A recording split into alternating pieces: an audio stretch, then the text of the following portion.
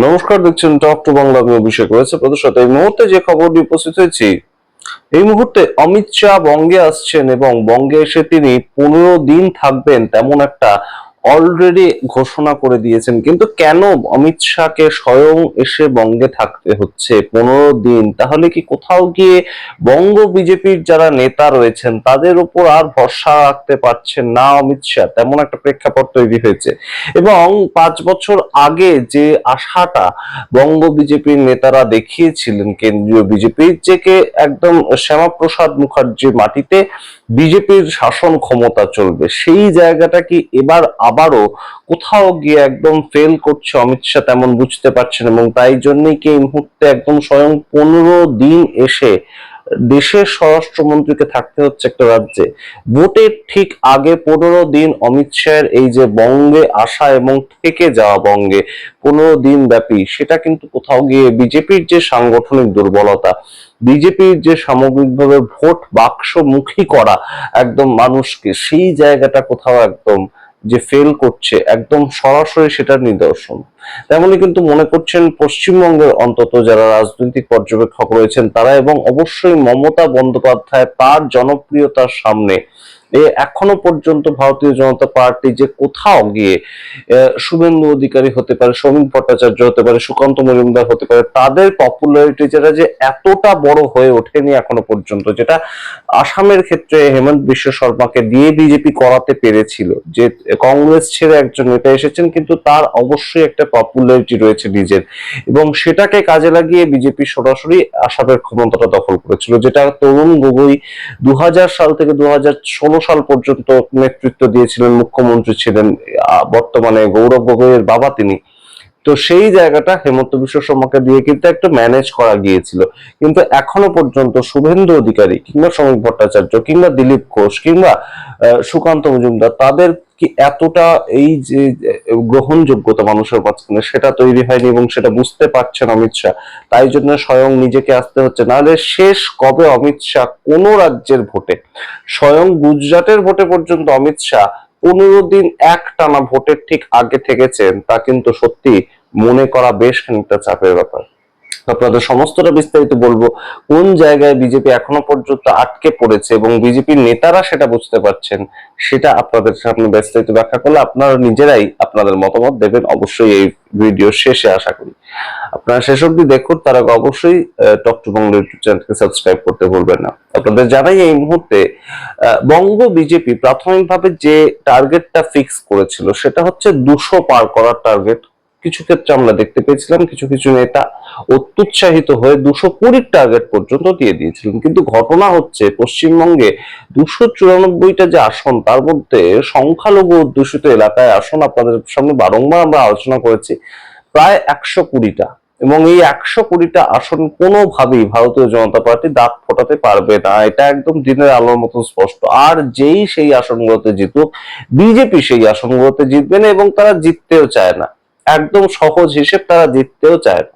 এবং সেইভাবেই সেই প্যাটার্নেই তারা প্রতিটা রাজ্যে ভোট লড়াই করে। এবং অবশ্যই পশ্চিমবঙ্গের ক্ষেত্রেও 2024 সাল পর্যন্ত তবুও একটু রেখে সংখ্যালঘু একটা সেল বানিয়ে বিজেপি কোনো মতে লড়ছিল। কিন্তু সেই যে 2024 সালের পরে শুভেন্দু অধিকারীর বক্তব্যটা আপনাদের মনে থাকবে নিশ্চয়ই, নো নিড সংখ্যালঘু মোর্চা, জো হামারে সাথ হাম উসকে সাথ, সেই পদ্ধতিটাই কিন্তু এখনো পর্যন্ত বিজেপি নিয়ে চলছে।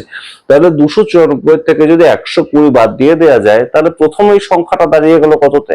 170-এর কাছাকাছি। এবার একদম বোঝাই যাচ্ছে তাহলে 200 আসনও পাওয়া যাবে না। তো সেইখান থেকে এখন টার্গেট কমিয়ে আনা হয়েছে 177-এ। আপনারা জানেন শুভেন্দু অধিকারী বলে দিয়েছেন রাজ্যের বিরোধী দলনেতা যে 177 আমরা পাবো। তো 177 টার্গেট করে যে 177 পাওয়া যায় না, সে তো যে কোনো ছেলের মেয়েরাই একদম পরীক্ষা দেওয়ার আগেই জানে। তো সেই ক্ষেত্রে 148 হচ্ছে মূল টার্গেট, কারণ ম্যাজিক ফিগার 148, এবং 177 হচ্ছে ভোটের অরবার ক্ষেত্রে একটা টার্গেট দিয়েছে ভারতীয় জনতা পার্টি। কিন্তু সেটাও কি আদতে পেতে পারবে তারা? অর্থাৎ কোথাও গিয়ে ভোট বাক্স সেটা কি এখন আর বিজেপি মুখী রয়েছে, যেটা 2021 সাল পর্যন্ত ছিল। 2019 থেকে 2021 সাল পর্যন্ত এমন কিছু একটা হাওয়া পশ্চিমবঙ্গের মাটিতে তৈরি করার চেষ্টা করা হয়েছিল, যাতে একদম সরাসরি কেন্দ্রীয় বিজেপির নেতাদের কাছে বঙ্গ বিজেপির নেতারা এই খবর পৌঁছে দিয়েছিলেন যে আমরা চলেই আসছি। এবং তেমন একটা হাওয়ার সূত্রধর আমরা দেখতে পেয়েছিলাম যে ভোটের রেজাল্ট বেরোনোর পরবর্তীতে যখন একদম দেখা গেল ধরাশায়ী হলো ভারতীয় জনতা পার্টি, তখন রীতিমতো কিন্তু দলের অভ্যন্তর থেকেই কখনো কামিনী কাঞ্চন, কখনো একদম সিট শেয়ারিংটা ঠিকঠাক হয়নি, সিটের ক্যান্ডিডেট লিস্টটা ঠিকঠাক হয়নি, ইত্যাদি ঘটনাগুলো আমরা দেখতে পেয়েছিলাম। এবং তৃণমূল থেকে যারাই গিয়েছিল বিজেপিতে সবাইকে টিকিট দিয়ে দেওয়া, হঠাৎ করে কোনো ধরনের কোনো টেস্ট না করে, এগুলো কিন্তু খুব বড় বড় এক একটা কারণ হয়ে উঠেছিল বিজেপির হারার জন্য। তো সেই জায়গাটা এবার অনেকটা রেকটিফাই করার চেষ্টা, এবং সেখান থেকে গুরুত্বপূর্ণ যে জায়গাটা, বিজেপি 5 ভাগে তাদের লিস্ট বের করলো, কিন্তু এই যে 5 ভাগে তাদের লিস্ট বের করলো শেষ পর্যন্ত, তাতে আমরা কি দেখতে পেলাম?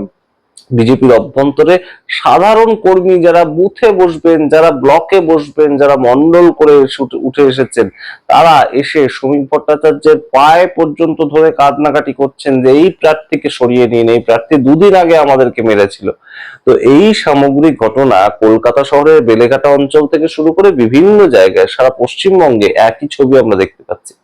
তো এই 294টা আসন, এত বড় বিধানসভা, সেটাকে ট্যাকেল করার মতন ক্ষমতায় কি আদৌ বঙ্গ বিজেপি গিয়েছে, নাকি তারা এখনো পর্যন্ত বিরোধী থেকে শাসক পক্ষে যাওয়ার মতন ক্ষমতাই অর্জন করতে পারেনি, সেটা তো সবার আগে বুঝতে হবে।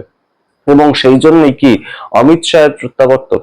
এবার ধরা যাক বিজেপি জিতে গেল কোনোভাবে, 4 মে রেজাল্ট বেরোলো এবং দেখা গেল বিজেপি জিতেছে, তাহলে কোথাও কিন্তু গিয়ে সেই জায়গাটা আবারও তৈরি হবে বিজেপির অভ্যন্তরেই, যে কেন্দ্রীয় নেতৃত্বের ক্ষমতা ছাড়া, কেন্দ্রীয় নেতৃত্বের মুখ ছাড়া, কেন্দ্রীয় নেতৃত্বের স্ট্র্যাটেজি ছাড়া বঙ্গ বিজেপি কিচ্ছু তাদের করার ক্ষমতা নেই। এবং অমিত শাহ এসে 15 দিন ছিলেন বলে এই জয়টা তারা পেল।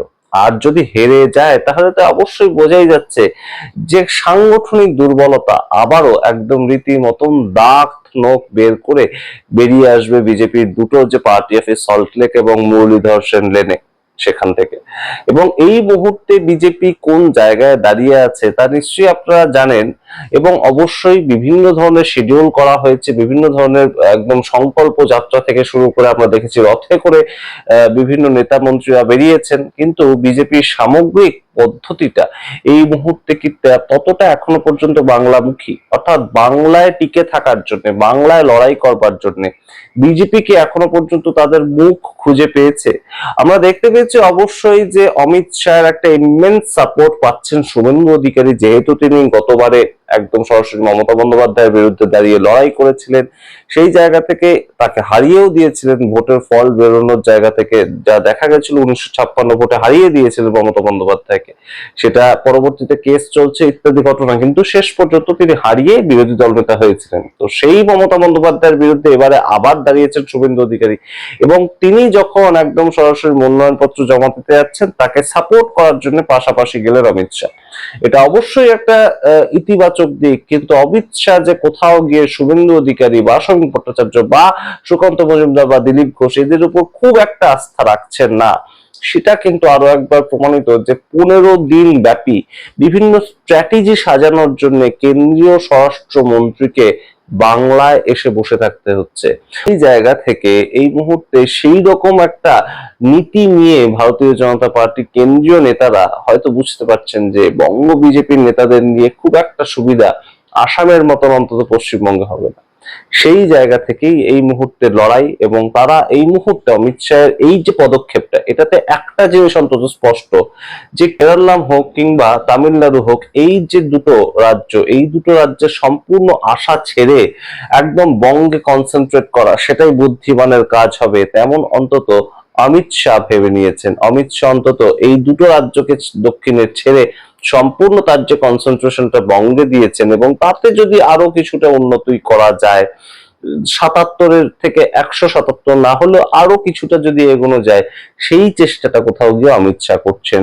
আমরা জানি না শেষ পর্যন্ত শেষ হাসি কে হাসবে, 4 মে রেজাল্ট বেরোনোর পর দেখা যাবে। তবে অবশ্যই বঙ্গ বিজেপি তাদের যে বিভিন্ন ধরনের প্রজেক্ট নিয়ে এসেছিল, আমরা দেখতে পেয়েছি সদস্য নবীকরণ থেকে শুরু করে বিভিন্ন ঘটনা তারা ঘটিয়েছিল, সেই জায়গাগুলো যে বেশ খানিকটা প্রত্যেকটা স্ট্র্যাটেজি ফেল করেছে, এই বিষয়গুলো কিন্তু উঠে আসছে। এবং অবশ্যই বারংবার কেন্দ্রীয় নেতাদের দিয়ে প্রচার করানো, সেটা সুনীল বানসাল হতে পারেন, বিপ্লব দেব হতে পারেন, বিভিন্ন মানুষজন আসছেন বঙ্গে এবং অবশ্যই নরেন্দ্র মোদীও আসবেন বারংবার, সেই জায়গাগুলো কিন্তু এই মুহূর্তে সবকিছুকে ছাপিয়ে গেল। একদম অমিত শাহর 15 দিন ব্যাপী পশ্চিমবঙ্গে থাকা, ভোটের আগে থাকা এবং অবশ্যই বিজেপির এই মুহূর্তে যে বেশ খানিকটা নেতৃত্বের অভাব, বঙ্গীয় বিজেপির যে নেতৃত্বের অভাব এবং অমিত শাহকে দেখে ভোট দেওয়া বা নরেন্দ্র মোদীকে দেখে ভোট দেওয়া, এই বিষয়গুলো যে আরো চলে আসছে, এটা কিন্তু খুব একটা দিনের আলোর মতো স্পষ্ট হলো। আপনারা সামগ্রিক রিপোর্টের ভিত্তিতে কি মনে করেন অবশ্যই কমেন্ট বক্সে কমেন্ট করুন। দেখতে থাকুন টক টু বাংলা, অবশ্যই টক টু বাংলা ইউটিউব চ্যানেলকে সাবস্ক্রাইব করতে ভুলবেন না। ধন্যবাদ।